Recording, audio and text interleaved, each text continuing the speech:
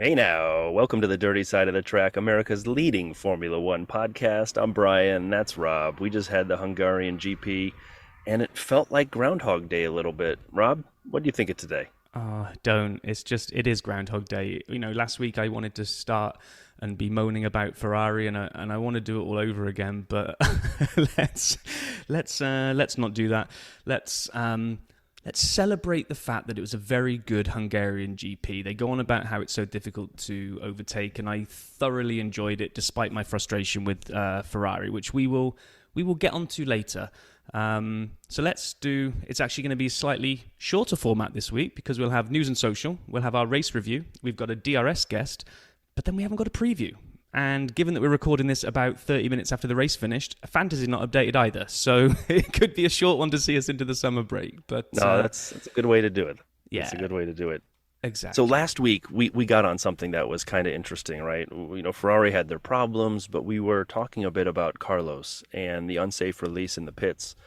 And it came out this week that it was actually on Carlos. He came out on the red light. And we had talked about how does that work? Isn't there a person who pushes a button? We actually, very thankfully, have Pit Lane Paul kind of explaining how pit stops are facilitated. Hi, just listened to your podcast, so I thought I'd answer a couple of questions from it. So pit stops are they'll basically be a guy that can so everything on a pit stop is automatic. The wheel guns have got like a sensor in them that will sense when the wheel's tight enough. It'll then turn a light on the wheel gun green. The gunman then knows he's done his job. Once that system is complete, the front two guns have detected that the wheels are tight and the lights have gone green. It will drop the front jack. Likewise with the rear, once the rear's done, it will drop the rear jack. All that's done automatically. And then finally, the next automatic thing is the light goes green. So, with regards to what happened with Carlos, there'll be a person who is sat there with basically an override button that can override. So there is a law that if someone comes into your window in the pit lane, there's all little markers in the pit lane. If you ever see a shot down the pit lane, you'll see loads of little flags stuck out like from the pit wall with different team logos on. You might never see it. If a car is in that window, and I can give the exact figure of how far from your pit box that is, then you are not allowed to release the car. So there'll be a guy with a button that can override the automatic system, keep the light red until there's a car out of that system, basically. So obviously he didn't override the system. Carlos drove away. You're exactly right. He did nothing wrong. Touching further on your things, your stats. So Paul Ricard, just one thing with the overtakes, you've got to bear in mind that Paul Ricard was raced on for years back in probably 60s, 70s, and obviously then it became a test track, so wasn't on the calendar for a long time. So the actual fact that it's had a lot of overtakes, it is surprising. I'm never going to say it's not surprising, considering, how the tracks are driven on. However, yeah, you have to factor in that it's not a new track. It's a very old track. You think Prost has got the most amount of wins there out of any driver. So, yeah, you have to be realistic on that. Finally, your stat about the 300 club and no one ever going on to win a race. I mean, wow. That's pretty amazing. That is a pretty amazing stat. And one I didn't know. But there we go. Anyway, enjoy. Good podcast. Speak to you after Budapest. And that's super cool to hear that about how the button process works. And I'm glad also that last week I kind of picked up on what was the front jack guy doing. He seemed to hesitate and go back in again. And like to hear Paul say, yeah, what's he doing? He's not supposed to be going in anywhere near there. That shows that basically we could be working in the pit lane, Brian. Basically. Yeah, well, maybe not in the pit lane, at least in the Ferrari strategy team. Hold it, keep your powder dry. Sorry. So. Other things doing the rounds this week, Porsche are going to buy a 50% stake in Red Bull, which will see a 10-year deal kick into life. So, and that includes when it's a stake in Red Bull, but it includes all of the GP aspect of it as well. So, should be seeing a Porsche badge stuck on the side of a Red Bull in the near future. Yeah, that was pretty cool. And then, as obviously the biggest news of the week, Sebastian Vettel announcing he's retiring. However, just for 10 seconds, humor us, Dirty Siders. It was fascinating because Rob had been working on a Seb blog for a few days. We dropped the blog, I think it was Tuesday night. He sent me a note, hey, I just published. On Wednesday morning, we got it out on Twitter. A couple hours later, Seb joined Instagram, and Rob and I were like, "Whoa, this is fantastic timing." And then a couple hours later, he announced he was retiring. So I don't know if he realized that the Dirty Side was doing an expose on him, and he decided it best to retire. But the timing was definitely interesting. I mean, Rob, tell folks a little bit about the blog if they wanted to go check it out. Yeah, we'll do. But first, just kind of, you said a couple of hours, right? So I think it was actually 10, 12 hours between him, maybe even longer, of him joining Instagram and then announcing his one and only post on Instagram is his retirement thing. That guy picked up a ridiculous number of followers from the moment he joined Instagram. And Twitter lost its mind when it's like, Seb's on social, Seb's on social. He got so many followers. It's just such a short space. And then boom, one and only post is to say good night, Vienna. And we kind of the blog kind of, if you go and take a look at it, it was talking about the fact that I feel he's a bit of an unappreciated champion. For some reason, some people, not everybody, but some people sort of diminish his Red Bull years of, well, Red Bull had a dominant car. Yeah, so what? Seb still drove the wheels off it and won 4 consecutive world championships. So it was kind of a half and half piece of a bit of love for Seb and then taking a look at who might take his seat, which is, of course, what the internet completely got saturated with following his announcement that he was retiring at the end of the year. Well, we do have some stats to explain how amazing Seb really was. And for this first one, we'd been asking for some jingle options for SapStats, and we've got 2 of them here ready to play. I know others are thinking and working on it. The first one is from, and Rob, please correct me because I'm remote today. I believe it's Eyal's son. Do I have that right? That's right, yeah. One of our listeners over in Israel, he got his 14-year-old son to compose a jingle, and it's awesome. Great. Yeah, here it is. I love the tire gun in there. That is just, that's so good. That is so good. And because this is retiring 4-time world champion Sebastian Vettel, we have 2 Sapstat intros for today. This one is from listener Mark, his son Jaden, who might also be a listener. I hope you are, Jaden. And here it is on a piano, better than Rob did. Looking for Sapstat, my friend, you come to the right place. Yes, you have come to the right place for Sapstats, my friend. So 2 totally opposite music genres, which I love. We've kind of got like the electric dance type Sapstats with the wheel gun, and then just honky tonk on the piano is amazing.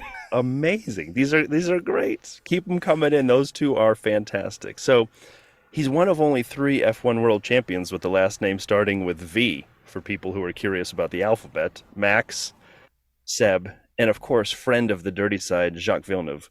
World champion in 2010, 11, 12, and 13, so 4 in a row with Red Bull. But people often forget he was second in the championship in 2009, 2017, and 2018. Those last 2, obviously, with Ferrari. So he had 3 runner-ups as well. Runners-up? He drove for 5 constructors, and a lot of people don't remember the first one, BMW Sauber. He actually was a test driver, and he filled in, I think, for Kubica when he was ill. And then, of course, most people know the Toro Rosso, Red Bull, Ferrari, and now Aston Martin days, driving for none other than Mike Crack. You can never find enough times to put that in there. But I would say since and including 2019, he hasn't really been in a good car. And the end of the Ferrari era, especially that last year, you saw some of it on Drive to Survive, but you saw a lot of it on the track with the arguing with Charles, and it wasn't the best end to his Ferrari days. But straight stats, these are the ones that get me. And I'll go through a couple of them here. 53 wins. That's 18% of the time he entered a race he won. 57 poles. That's almost 20% of the time. 38 fastest laps. 122 podiums.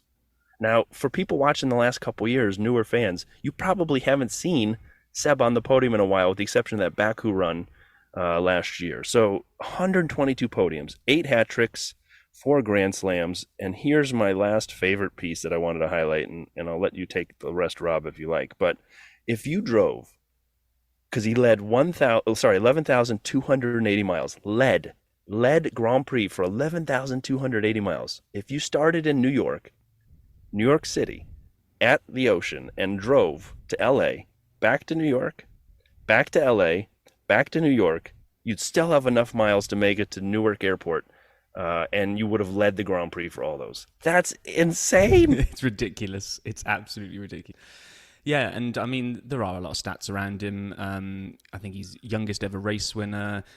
He's in a very small club of drivers to have won 4 consecutives.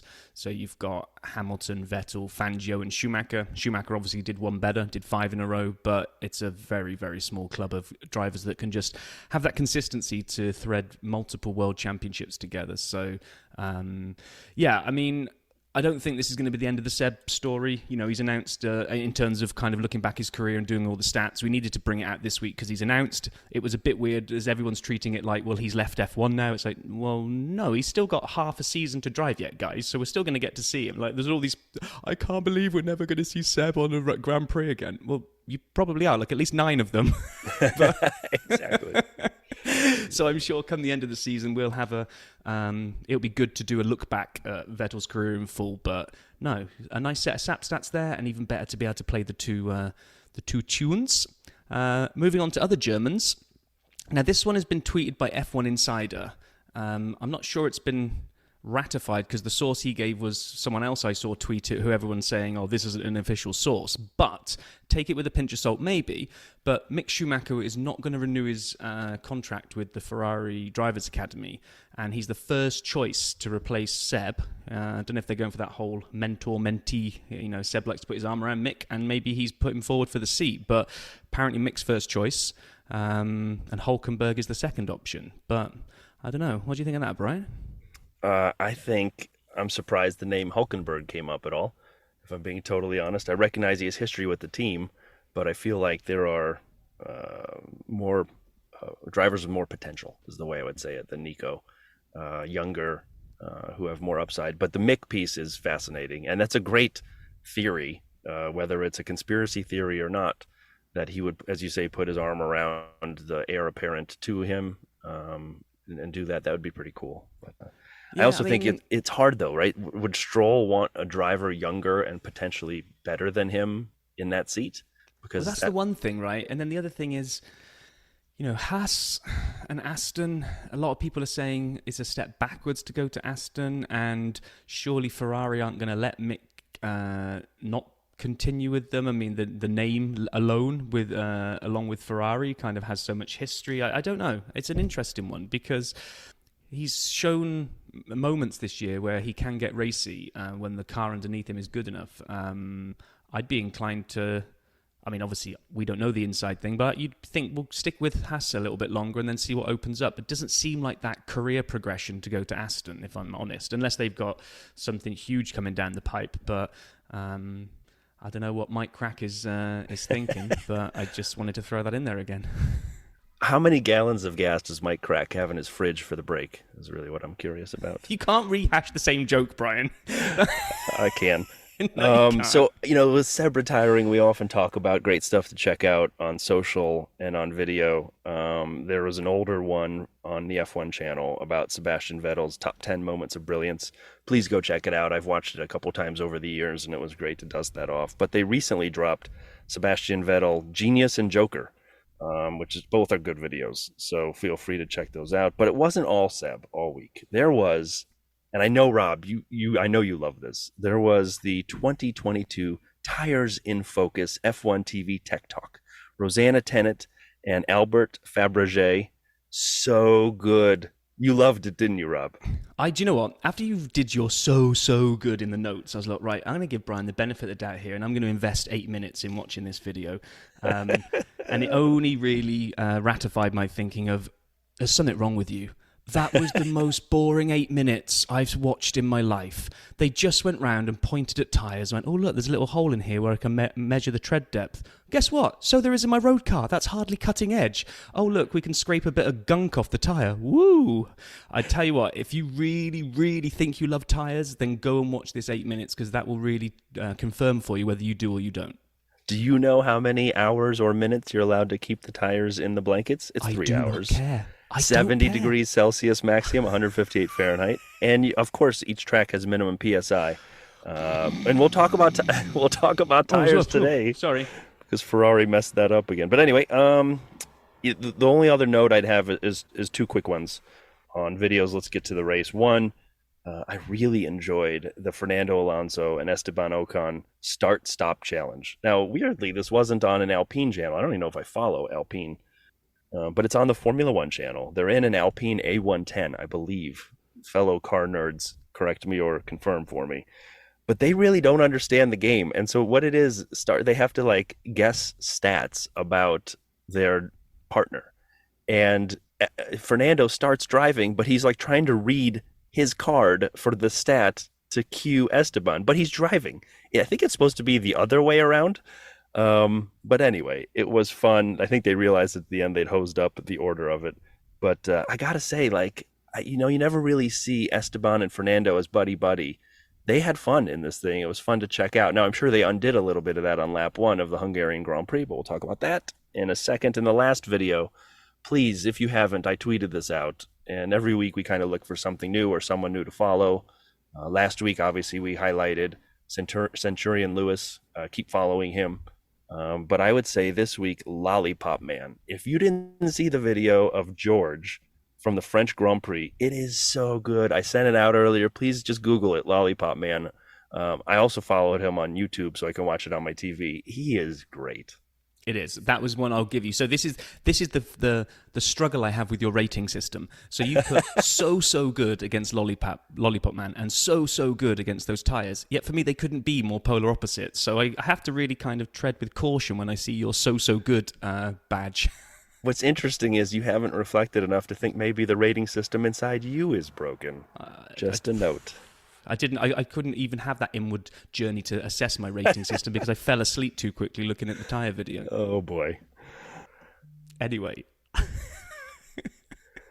So this week, obviously, was the Hungarian Grand Prix. I almost said French Grand Prix. I tweeted just before we started this recording that you could just listen to last week's pod and get half the value out of it because, man, it was interesting. But so we walked into FP1 with hopes of a lot of new stuff. Aston Martin had their, and I'll let you talk a little bit about this more, but the armchair rolls on the back of their wing, on the front, I guess, of the back wing. The white Ferrari of Haas, which did not work out. And then Checo was sneezing all over the track, and McLaren showed some pace. What did you think of the practices this week, Rob? The Aston is one of these examples of where you've got to admire the ingenuity of these guys finding the loopholes within loopholes within loopholes to kind of come up with something they can get as an advantage. I just hope, this is one where I hope the loophole gets closed and the FIA adjust the regs if they can. Otherwise, everyone's going to follow suit. Because what they've essentially done is the rear wings this year were redesigned in a way to put no end plates on the end of the rear wing, which apparently leads the design to having this whole kind of throw in the air upwards and outwards, and is what's part of what's making the cars better to follow. What Aston have found is some mathematical loophole, as I've said, I've used that word too many times, where they can put a fold or a bend in the side of the rear wing, which isn't an end plate, but is. I mean, it just is. They've designed it to curl in a way in accordance with the regulations, which now essentially creates this. They were calling it like an armchair roll. It is. There's no other word for it. It looks like the end of a classic kind of 1970s armchair with those rolled over armrests, and they've created end plates. Now, if that takes the place of an end plate and it distorts the air coming off the back of the car again and in any way makes it harder for them to follow, then you do want those ones clamped down on, because I don't want to see cars not being able to follow, because this year's been brilliant. So I hope that loophole gets crushed. Yeah, agreed. The only highlight I had from all the practice was at the end of FP3, in the rain, we had an evolving track. And we'll say that a little bit about quali because it continued to evolve. But what was fascinating was at the very end, the one and the only Nicholas Latifi with the fastest lap. He topped FP3. How amazing was that? It was amazing-ish. I think it Oh, was come made more on! amazing of people just saying who it was. The track was drying. I think whoever got that final running goes fastest, if I'm honest. It was drying so much, it was evolving so quickly that the lap times are coming down, down, down, down, down. So whoever just happened to do the last run, as long as they got a decent run, I think we're going to be quickest. But it was just amazing just for the reaction on Twitter alone. I mean, all of the Go Tiffy memes doing the rounds, and then people saying, "Oh, and if it doesn't dry and actually we can't run quali, then Latifi's on pole." Well, that theory, in fact, even I was in on that, like looking at it thinking, oh yeah, that's right. FP3 can be used for quali if they can't run quali. Well, Mother Nature decided that she'd had enough of the wet stuff, and we had a completely dry quali, which was bizarre because it was only a couple of hours later. We went from like monsoons to a dry track, which was just crazy. But what it did mean was that it was a green track, which for new listeners means that all the rubber that had been down on the track and helping give the cars grip had all been washed away by the rain. So every lap of quali that went round, again, that's where they kept referring to it as continuing to evolve. Every lap, more rubber goes down, more grip. Therefore, the next cars can do faster ones. So everyone was doing that, hanging out to the last minute to see what they could do. Because you just wanted to be the last one round. And as we'll see as we get to the race review, Mercedes was showing some pace. They did 1 and 2 in Q1, and we lost Albon, Gasly, Latifi, poor old Vettel, and Tsunoda. And then Q2 was fascinating, right, where we saw Checo, and everyone's giving the stewards credit. So they took a track limits, and they took his fastest lap away. But then he stays out because of that, and then they reinstate it. And I like the idea of them getting it right, saying, you know what, we messed up, you really didn't go over. And it looked like he was avoiding some traffic as well. So he avoided traffic, didn't go over the line. They eventually reinstate the lap, but it was almost like a too little too late. And I'm not saying this as a Checo fan. I'm saying this, the dude got hosed a little bit in the whole situation. Well, hang on. He got hosed by his team. So let's just pretend this was a red car rather than a Red Bull, right? And this was Ferrari. They would have had a field day with what happens here. So Perez gets his time taken away. Okay, fine. It wasn't a particularly fantastic time anyway. It would have left him on the danger zone of being dropped out. Agreed. And then, so do we see him go back, regroup, come out and start doing some fast runs again? No, he kind of pootles around and puts an okay-ish time in that doesn't get him out of danger, and then sits in the garage. Sits in the garage while there's cars going round that are obviously going faster as the track evolves, and you're thinking, Perez is going to get done here. Perez is going to get done here. And there he is, sitting in the garage, and then boom, guess what? He's out. If that was Ferrari, the press would have had, and all of us would have absolutely gone all in on them. But for some reason, this one's just kind of gone under the radar. Is there a game plan for time deleted track limits and then rescinded the deletion? I don't think that's in anyone's strategy book. No, but the time that was even the time that was reinstated wasn't particularly quick. I think that one actually got passed and wouldn't have kept him in either. So why wasn't he out there on a much faster car trying to make sure he wasn't knocked out? I don't know why Red Bull didn't send him out again. Yeah, that is a good point. So that's what I'm saying. Point. If Ferrari do that, if that's Charles sitting in the garage while he's watching people go past his time and he's suddenly in the danger zone, everyone piles in and says, oh yeah, Ferrari strike again. Whereas this time it's kind of like, oh well, that's the 6th consecutive knockout for Perez in Hungary in Q2. He just doesn't like this track. Well, yeah, he's always going to get knocked out if he sits in the garage. Anyway. First of all, Ferrari saves their strategy mistakes for the race, and they do much bigger ones than that. So let's take it easy for a second on comparing the two. But then, of course, we go to Q3. Oh my gosh, Q3. Oh. Yeah. I mean, talk about it. Tell me what you want to say. No, you go. This was just amazing. It was just such an amazing Q3, but you first. Well, I loved watching it, right? I love the fact that as they're going around, you see the Ferraris just building pace, and Max had a little error. And you see the idea of the Ferraris really stepping into pole. And it looks like, to me at least, that you've got Carlos on pole, Charles second, and Max, who had no power on the final run to try to fix his little error, is going to be 10th. And so I'm sitting there explaining this to my father. I'm actually on a short holiday, as I put out, and I'm sitting in my car right now recording this, so apologies if the sound isn't perfect with two of the apologies if windows the handover between the two of us, because we can't see each other for the first time ever recording this. We have no visual clues going between the two of us at all. We're still way ahead of Ferrari. And so what blew my mind as I'm trying to explain F1 to my dad is all of a sudden, out of nowhere, you get, as I'm explaining why the Ferraris are good and what happened to the Red Bulls and watch Mercedes, but maybe not today, you get this. George! And just out of the blue, George Russell, just amazing. I thought that was the coolest ending to a quali in a while, to see someone come barreling across the line like that.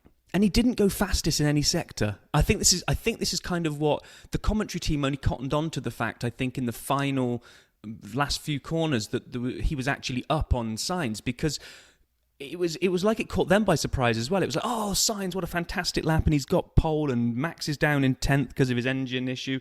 And then it was just this silver arrow came flying around the corner out of nowhere, and it's like, no, this has got to be a mistake. There's got to be a timing mistake with the board here. There's no way George has just gone first in a Mercedes.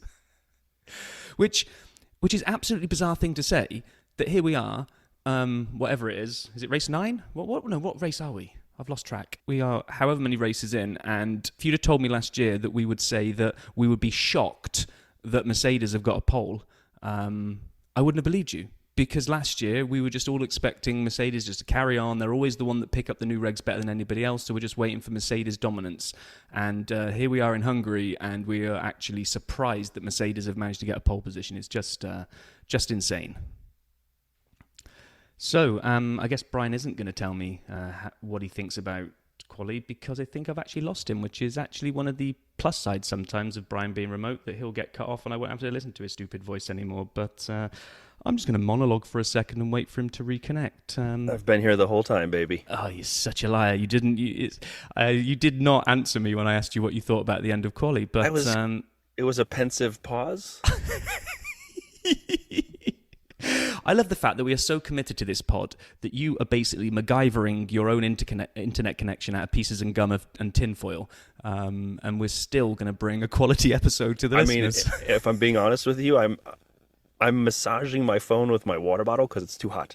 But anyway, I don't want to know what you're massaging, given the fact that you've been on too much of a Mike Crack drive today. So let's get on to the race before your phone overheats and we can't even finish the episode. So, okay. Yeah.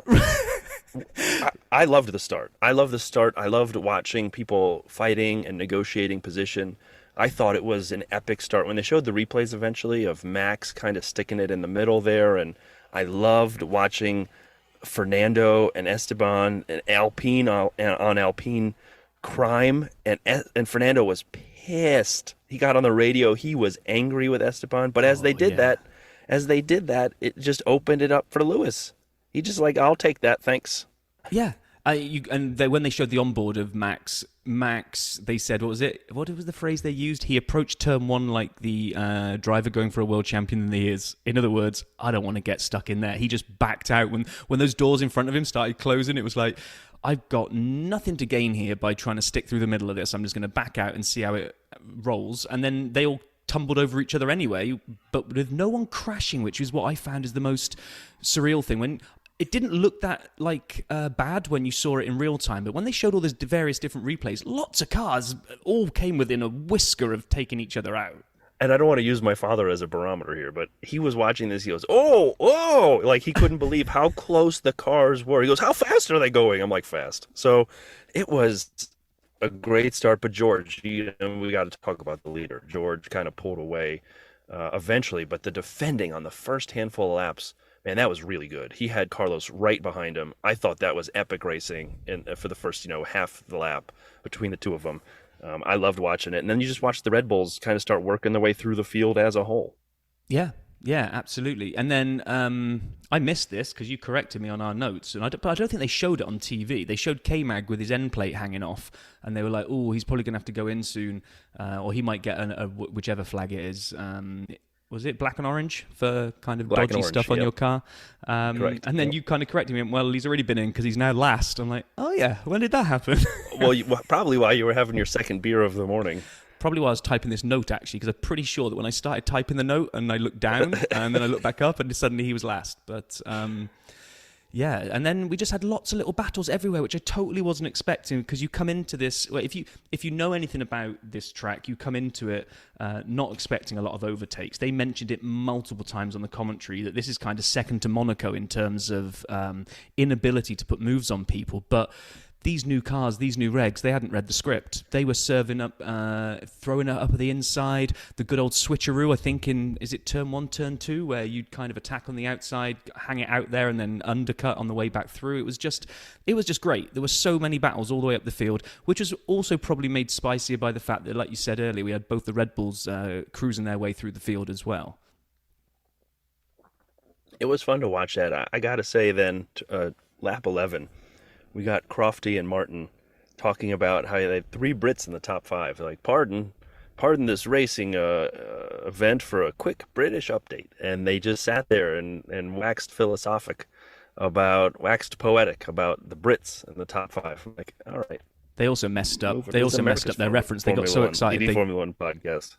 They messed up their reference. They were getting so excited. They said, "Oh yeah, it's great to see the Brits doing well." Then they wanted to give a shout out to the English ladies team, soccer team that is playing Germany today at Wembley Stadium. Now it's the European Championships, but according to them, they're going to go and try and win the World Cup today, which means they're actually going to have to go and win a trophy that isn't on offer. But never mind. They got excited. They got excited. Bless them. Yeah, that's all right. Then Lando had Lewis and Max right behind him. They got them all at once in one corner. That was a tough one. And then it was interesting. It was kind of the Noah's Ark. By lap 13, you had George, Carlos, Charles, Lewis, Max, Sergio, Lando, the 2 Alpines, and then Danny Rick in 10th. So you had 5 teams making up the top 10, and a lot of them in clumps. So it was fascinating. Max said his clutch was slipping. Who really knows? But then the pit stop started, and this is where it got a little saucy. And it didn't look like it was going to get saucy at first, right? It actually looked like Ferrari looked like they made a dummy call. They said box, and nobody went in. So George responded potentially, or I'm sure Mercedes were probably planning it anyway, but it's like, oh yeah, good call, because George had gone out on the softs. George blinks first and comes in. Ferrari stay out on the mediums. I'm thinking, okay, cool. They run these mediums for a bit longer so that they can take advantage of that. This is looking good for Ferrari. And then it all starts, where are we? Probably about lap 21. It just all suddenly becomes the Ferrari Groundhog Day. And so first off, the dummy pit stop move. For new listeners, that's, the team radio is heard by other teams. And so when they'll call someone into box, knowing they're not going to box, they're not coming in for the pits. They'll even run mechanics out with tires. And there's some regulations about what you can and can't do. But Ferrari pulled the dummy move, and sometimes you call it and then just do the opposite of what the other team does. So the driver can make that decision to go on by. But it was fascinating, and I know some new listeners sent me notes like, can you do that? Never thought of that. That was really cool. That was probably the highlight of the Ferrari strategy, was the fake pit stop, because then they started pitting, and it was just the peak of their race. It all goes downhill from here. It does. 2 weeks in a row, and I mean basically the whole season. They threw right. So we probably are about to get onto Ferrari rant now, right? But actually, the rant comes in another 18 laps. But even right now, okay, to me, they clearly just don't have any clue. They claimed, I think, that the mediums they had burnt up a bit more after being aggressive, defending or what have you. But was it 2 laps later or 3 or 4 laps later that they brought signs in after George? There is no way that medium tyre should only have 3 or 4 laps more life than a soft. It just didn't make any sense that you would box so early on mediums, leaving so much time on the tire out there. And it was a slow stop for Carlos anyway. So he gets a slow stop, a too early stop, and then it's almost like the Ferrari team pit and move to any tire that feels right without thinking, what are they going to do next? What happens later in the race? Because they hosed up the whole world with Charles. Well, no, but we haven't got as far as that, right? Yeah, so everyone saw that and kind of went, well, it's medium. So obviously, Ferrari are doing the medium, soft strategy, which is 2 long stints of medium and then like a super fast final 10 on the soft. Which I'm sitting there thinking, that makes sense, Ferrari. Nicely done. This car is a fast car. Slap a set of softs on it right at the end and bring it home. Well done, Ferrari. And then this is the part now that is going to really, to me, highlight why Ferrari's strategic department is a series of I don't even know what. I don't want to be derogatory to say chimpanzees, because I think chimpanzees would do a better job. But whatever it is, that is the adequate explanation. So Alonso, Ocon, K-Mag and Mick are all on the hards. And we get a good, this is about lap 27-ish. And we get, first off, we get Danny Rick gets a buy one, get one free on the Alpines. He comes up on one of them. They're both on the hards. And everyone listen along, especially if you didn't watch the race. The hards look like terrible tyres. The Alpines are just skating around. I think one of the commentary team called them concrete tyres because they were pointless. They just didn't work. And Danny Rick made a move on one and got both of them in the same move, and you could almost see his smile through his helmet. Totally. Oh, it was amazing, right? But this was a running theme now. Looking at both the Haas and both of the Alpines running on these hards, they were going nowhere. So, okay, is this your one and only stop and you've switched compound and you're running all the way to the end now, so you just got to make sure you don't fall 20 seconds behind the car in front, and then when they all have to pit again, you're going to come through. Maybe that's the strategy. But if that is, it's a gamble because these tyres look terrible. And then, well, actually, we probably should do the Charles and George move first, right? Before we really dump on Ferrari, right, Brian? Yeah. I mean, I loved the racing the two of them had, going back and forth. I loved watching them. I thought it was clean, right? It was laps 29, 30, 31 until the pass eventually. I wrote as I was looking at this, I'm like, man, if this were 2021 and we had the lead being decided this closely with this much, sort of back and forth of I'm going to come up on the inside. No, I'm going to close you off. No, I'm going to go around after the long pit straight. I'm going to try to get you on the outside. No, I'm going to close that door. Lap after lap after lap. Clean racing. I was loving it. It was great. I thought actually that was probably one of my favorite parts of the race was the Charles and the George back and forth for the lead there. I thought it was great. And when Charles got him, I thought, well, this is it. That was the move for the win. Right. Everybody came in and there was another round of stops, and Max went in quite early, lap 40. There's 30 to go. He goes on mediums. I'm like, oh, okay. That's a long stretch for the mediums because we haven't seen them do that 30 laps yet. He came out, there was a bit of carnage, he had a spin, and people took advantage, but at the same time, Charles came in. At and 40. I'm expecting to see, on the lap 40, same time I think Max came in, I can't remember who came in first, but basically Max went out on mediums, Yep. Charles is in, I'm expecting to see the yellow stripe going on to Charles's, thinking this is his second set of mediums, and then he'll go soft for the last 10, and what do we see, Brian? Hards. The concrete tires. The bricks that had not been working for anybody. And it's still, if the hard was in your bag, I still don't understand the timing of some of the first stops. No. If this was your plan to go to the end. Like I said, it's like they don't have the whole thing strategized in different versions. We know they have, for 15 plans, plan A through K, but do none of them actually consider what happens if you make a change during the race and do something different? It just, I don't know. And they put these concrete rocks on, and it was just terrible at this point. He was slowly sinking through the field. Yeah, slowly sinking. He goes out and is just being eaten up by everybody, and you're thinking, well, if everyone else has got to stop and you don't, and you can just not fall 20 seconds behind Max, then maybe this comes good for you. But then, oh my gosh, I know we're probably skipping over some bits, but I'm just going to fast forward to 15 laps. 15 laps on tyres that probably should last to the end. They then roll the dice again and go, well, these tyres aren't working, let's put him on softs. I was like, I honestly believe, Brian, I don't know what you think, I've not seen any kind of reaction come out yet. I don't think he was supposed to go onto hards. I think someone in Charles's garage has royally screwed up. That was supposed to be mediums. They've put the hards on. They've driven out. Bernotti's seen this flash of red car with white on the wheels and probably turned around to one of the engineers and gone, my eyes must be playing tricks on me. That looked like white tyres. And then someone's gone, My yeah? favorite part was Max realized how slow. First of all, we haven't really given Max enough credit at this point. He started 10th on a track that's hard to overtake.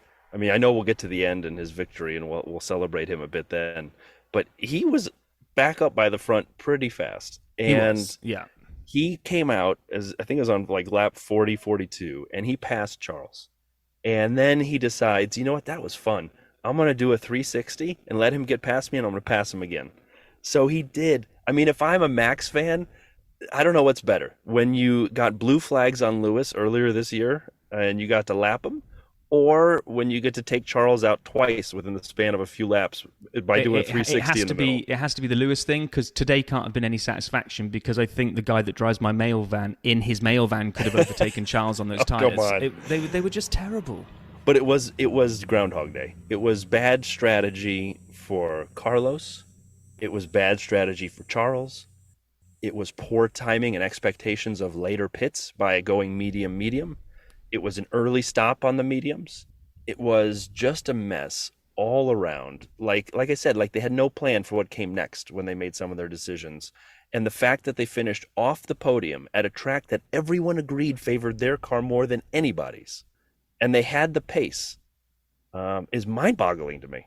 I know, I agree. And as much as, I agree with you that Max deserves all the credit. Phenomenal drive, and he totally deserved the win. The other person that totally deserved to be up there, and I would say is maybe the difference, maybe it's psychological, the mental strength between Lewis and Charles. Because Lewis, okay, maybe he's got nothing to lose because he's just trying to show how he's still got it and this car has still got some performance that he can out of it. But they slapped those softs on that thing and he was like rocket ship again. It was hammer time, and it's just a bit disappointing that we ran out of laps to see him actually catch Max and maybe have some shenanigans towards the end. And the reason I say about the psychological thing is that Ferrari, I believe, is quicker than the Mercedes, especially around this circuit. And when they slapped the softs on Charles, he went for a Sunday afternoon drive. He didn't even make a dent anywhere into Perez. Now, there is no way that Ferrari on light fuel and on soft wasn't quicker than what he was doing. I think in his head, he was just done. He was like just annoyed with the strategy, believed there should have been a win, and I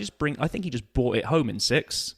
I'm a Charles fan, but I really do. I didn't see like he was pushing it on the edge to try and make up everything that he could. He just didn't seem to have the bit between his teeth. Well, agreed on the difference there.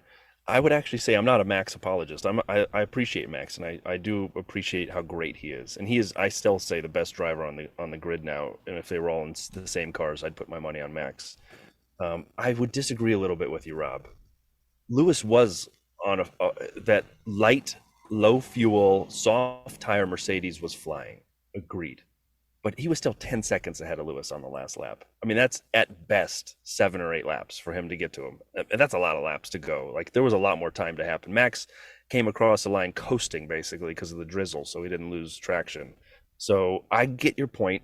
I agree Lewis was flying. Lewis was a second and a half faster than Max at the peak when he was chasing down. Yeah, that's 6-7 laps with 10 seconds. That was the delta was 10 seconds on the last lap. So I know he came down faster, but Max was basically giving it 3/4 throttle, so he didn't get caught. He used his lead to his advantage to make sure he finished. So, I mean, I get it. It was fun watching what happened with Mercedes. I'll just say this, my final thought on the top of the leaderboard.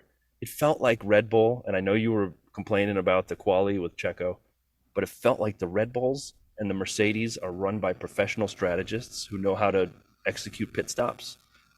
They've had mistakes over the years, of course. Everyone does. But it feels like they had plans. And here's what we're going to do.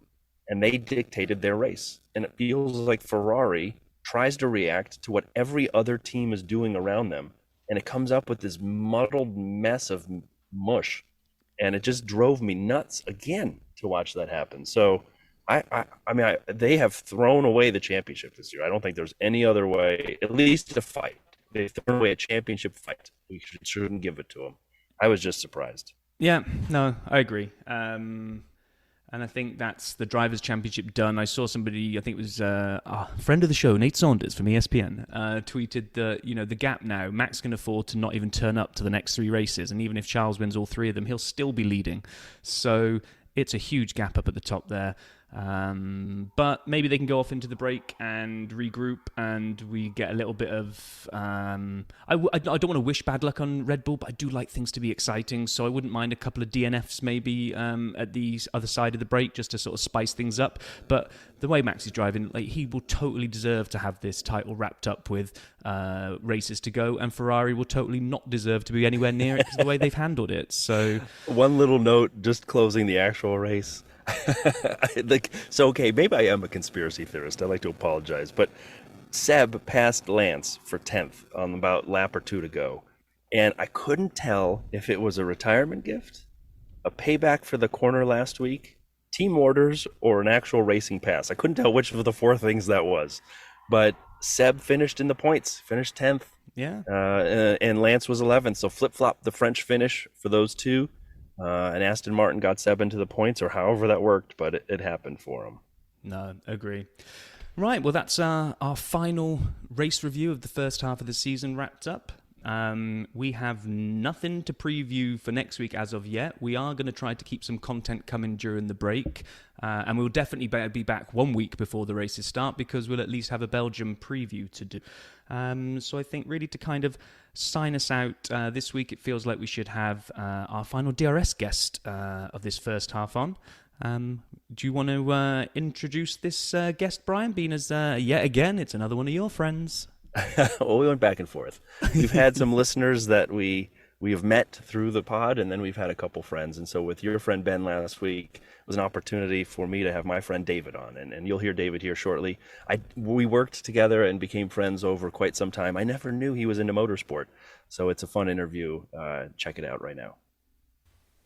Okay, so it's that time again. We've got another guest here on 100 Seconds DRS. Now, I was going to beat up on Brian because it is another friend of Brian. However, being as he's both an F1 fan and an Arsenal fan, I really can't do that. So welcome to the dirty side of the track, David.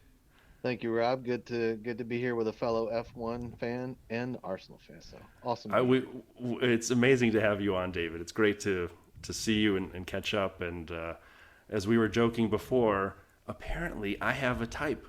Like when I work with people, I look for friends who are F1 fans and Arsenal fans. And I didn't know either of those things about David until after I left that job. So now you know, and knowing's half the battle, right? That's exactly right. So if there are any listeners out there who are F1 fans and Arsenal fans, let me know where you work. Maybe I'll come work with you and we can hang out. Well, I'm already thinking, Pit Lane Paul is an Arsenal fan, so I'm not even boy. sure we need you anymore, Brian. I'm thinking me, David, Paul, we can get the Arsenal F1 tie-in up and running. That sounds Pit Lane good. Paul called me. Yeah, it's been fun. Bye, everybody. But no, in all seriousness, David, it's great having you here. Thanks for doing this. And, one of the things that I found interesting, as I kind of alluded to, is that I didn't even know you were an F1 fan. And you shared a little bit over texts when we trade notes about kind of how you became an F1 fan. Could you tell some of the other Dirty Siders how you got into to F1?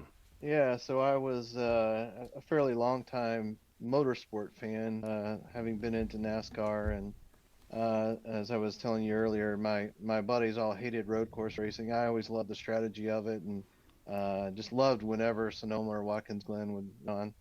And then during the pandemic, there were no sports, and right after F1 came back on, I was up early on a Sunday morning and flipping through the channels, and lo and behold, here was an F1 race, and I watched it.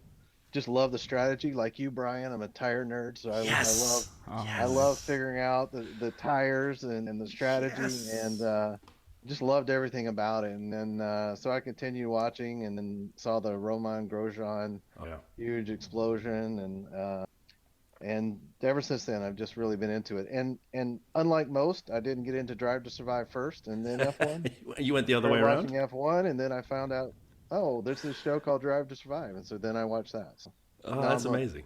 Yeah, no, just so everyone can appreciate, he says he's hooked, but he's being modest, if anything. A couple weekends ago, I got a text from David, said, "Did you see the F2 race?" And I said I hadn't seen it yet. And he starts describing it to me and how he's watching it on the app and how exciting the race was, and I need to go watch it. And I'm like, whoa, you are really into this, and I love it. It was an awesome tire race, complete with starting wet, turning dry. It was a great race. You still have to go watch it. It's a great race. It is still queued up in my to-do list, but that is fantastic. So, sorry, Rob, I got one more question for David. Do people you work with know you're a big F1 fan? It's definitely getting out there. The little secret's getting out there. So you go through life and find out more and more people are watching F1 on the weekend, and learn more and more about it, and find more people into it. So I think it's amazing watching the growth of the sport here. So with the growth of the sport and you being a fan, that means how many people have you converted to the dirty side so far? I'm still working on that. Oh, come on, man. If like a dirty side sticker showed up at your house or your office, would you put it somewhere where people could see it, or? It might wind up on my work computer. I got a couple other stickers on there. It could be a talking point. I might have to make that happen on note to self. Very good. Well, So actually, go ahead, Rob. Sorry. I was going to say, you've got the badge of honor for watching F2. You've got the badge of honor, reluctantly, for being a tyre nerd as well. Yes. I think there's another badge of honor that's coming your way, which is going to be to take part in the 100 seconds of DRS. Now, that has to be the biggest honor amongst all the honors of being a motorsport fan. Definitely the biggest badge on my shirt. Oh man! All right. So as is per usual, when the 100 seconds guest is someone one of us knows, the other person gets to ask the questions. And so, David, you will be in the capable, sometimes, hands of Rob for questions, and I will be the incapable hands working the timer. David, are you ready on your side? I think, but I'm afraid I'm gonna fail. But I think I'm ready. Oh, you are good. Unlike Yuki Tsunoda's DRS from Baku. Rob, are you ready? I think I am. Okay, I'm trying to get my app ready. All right. Start in 3, 2, 1. Who's your favourite driver on the grid currently? Verstappen. First poster you had on your bedroom wall? Alyssa Milano from Growing Pains. Yes. Favourite F1 track? Spa. Mario or Luigi? Actually, Funky Kong. I always took Funky Kong in Mario Kart. Favourite livery of all time on an F1 car? Ooh, I really like the Aston Martins. I like those. Yeah. Favourite musician or musical group? Sturgill Simpson. I don't even know what that is, but we'll come back to that.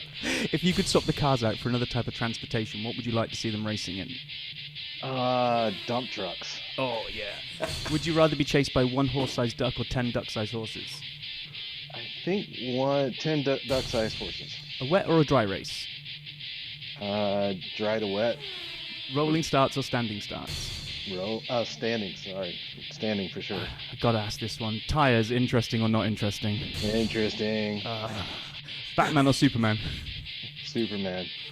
If you could add an F1 venue, where would it be? Road America.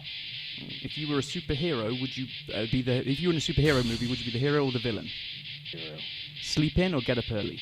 Get up early and watch F1. First memory of F1. COVID. Favorite non-motorsport sport? Soccer. Yes. If you could add a James Bond type gadget to an F1 car, what would it be? Thumbtacks out the back. What's your favorite cheese? Gouda. And we went over by 2 seconds, but I allowed the cheese question. So hold on a second. Hold on. Your favorite non-motorsport sport is soccer? Like Arsenal, like we were talking about? It's not Clemson football?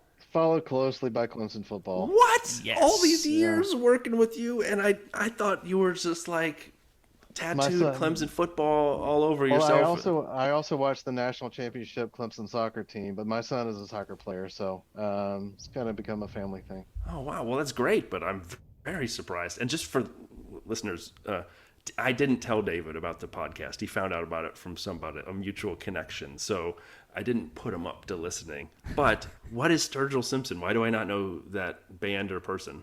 Yeah, it's a person. Alternative country music, probably one you wouldn't have heard from, but great music. You should go check them out.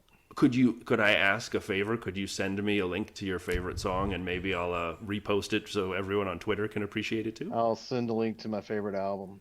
All right. Are you just trying to get back in his good books, being as you don't share the love of Arsenal with him? You're just trying to get back up above me now by trying to sort of brown nose him. I'm afraid I lost my spot hosting the podcast. Is what basically happened here. Wow. We might have to open up auditions based on today. Well, but can anyone else really say, "Hey, now"? I mean, that's like trade secret. It can. It is your trademark, Brian. Yeah, for sure. And then, so Spa, favorite track? It is my favorite. I'm really looking forward to it coming on next few weeks. Yeah. And what's your thoughts about it potentially going away then? That would be a bad move. I did see a tweet today that was saying that kind of with the more tracks to calendar spot ratio, then maybe it might make sense to start putting Spa, the Dutch one that I can never say is Zandvoort, and which one else would be close? There's basically 3 tracks that were all within about like 3.5 hours driving of each. Yeah. Yes, sorry, that was on our Twitter today. Did you retweet it? You didn't say it. No, one of You our weren't clever listeners enough did. to have come I up think it with was this. I think it was JP, but don't quote me on that. Okay, but it was basically saying there's 3 tracks that are all within about 3.5 hours of each other. So in terms of logistics and where the fans could go and all that kind of stuff, then it would make sense. Rather than like lose Spa altogether and say we'd never go back there, then we might have to put up with a kind of a 3-year rota type thing, which I think I'd be okay with if I knew it wasn't going away. I'd love to see it as an ever-present, but if it was the choice between it being off the calendar altogether, then you've got to take what you can get, right? That's not the choice. You're making up a choice. We just keep it on the calendar and let some other race deal with it. Yeah, Better it's not going to some happen, than though, none, Brian. but let's keep it on the course. Let's keep it on. Let's keep it on. Oh, wow. Well, Rob, anything else for David? Any other questions for him? No, I won't turn this into an Arsenal discussion because it won't be target audience.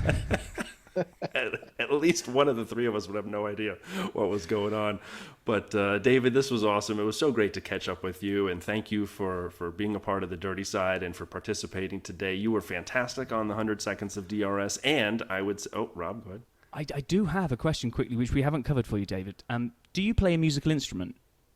While I love music, I'm terribly untalented at music. So we can't tempt you into the Sapstat jingle challenge. No, I heard that last week and thought, boy, if I only could do that, I would love to participate. But sadly, you excluded me from that. Well, I also am not talented. So. If any relatives play you can always submit on their behalf. We've already had one entry this week, and came from someone's son. So it doesn't have to be you. Maybe my son could do a jingle with his saxophone. There we go. That would be amazing. That would be ask. amazing. And we appreciate that. But for all other Dirty Side listeners, if you'd like to participate in the 100 Seconds of DRS, as always, please let us know. We appreciate hearing from you, either at our Gmail at dirtysideofthetrack@gmail.com or through the website or on social. Thanks so much. David, thank you so much for doing this. It was great, man. Yep. Thanks, guys. Great. Up the Gunners. Go Gunners. I don't know what that means. Okay, I'll give you that one, Brian. He was really cool to hang out with, and that's not just because I learnt that he's an Arsenal fan. Actually, I was going to say that we're signing out. We need to leave the sign out for the pod, and I think we'll let it go from the review through to music this week, Brian, because he's been so good to us throughout the show that I think taking us out of the first half of this season, what do you say that we hand the reins over to Pit Lane Paul one last time? Sounds brilliant. Everyone have a wonderful break. We'll be back next week with something. Probably a first half review, but stick around. Paul, take us out, my friend. Hey guys. Well, that was Hungarian Grand Prix. It was actually very, very good. For a track that is notoriously pretty bad for any real action, it was very entertaining. The threat of rain was pretty important. And actually looking out towards the city, the last 10 laps of the race, it was really heavy. Yeah, I don't know, maybe it would have spiced it up even more, but I think it was actually very good. So, again, Mercedes, superb. I've said this before, they keep getting the points, they keep clawing away, and, they're never out of the Constructors' Championship. Will they win it? No. Will it be second? Maybe. Ferrari again? Look, question marks, but okay, For a car that was as quick as theirs was, to not finish on the podium, I guess, is a bit of a letdown for them. But I don't really know exactly what's gone on with them, so I'm not going to make any real judgment there. Apart from that, yeah, it was a race actually full of excitement. It was actually one of the best Hungarian Grand Prix I can remember for a while. So fair play to all the people who made it quite a spectacle. It's unusual me being so positive about a race. I've sort of lost myself here. The only negative thing I am going to say is apparently in Hungary it's rude to clink beer glasses, which I found to be quite a annoying one, because that's all I've done seemingly for the entire week. Personally, I'm glad now the summer shutdown I can actually go and hang my carcass of a body up and dry it out a little bit. Before I actually head over to the United States, I'm in a bicycle race in Steamboat, Colorado, the middle of the month. So look forward to once again stepping into the great country of the USA. And for the rest of Formula One, yeah, we got the summer shutdown. It's a bit of a break for the guys. It's a long season, it's hard work, and it's thoroughly deserved. And do you know, for a race up, it's Budapest, I am quite shocked it was so good. Some good racing at the front. I think from our side, if Valtteri actually hadn't have had the issue he's had, would it have been closer between Lewis and Max? We'll never know. As I look outside now, there's steady rain falling, still not enough really to bring out any sort of intermediate tyre conditions, but it would have still made it quite slippy. So, kudos to Budapest, great race, but man, are we looking forward to the summer shutdown now. So, and that's pretty much signing off until we go to Belgium in a few weeks' time, and then the hard work really begins. We got 9 races left, and it'll pass in a heartbeat. Until next time, guys, good job.